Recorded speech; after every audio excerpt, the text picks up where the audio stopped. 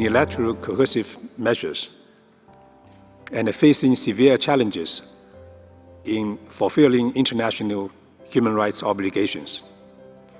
We believe UCMs should be opposed.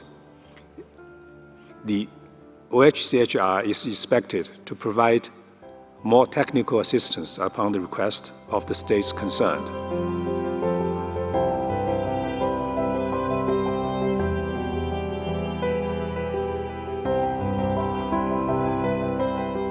Coupled with the climate emergency, the pandemic is the gravest global threat in generations.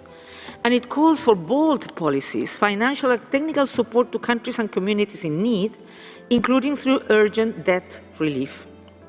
Equitable access, fair distribution, and affordability of diagnostics, therapeutics, and vaccines for COVID-19 are important priorities for developing countries and least developed countries.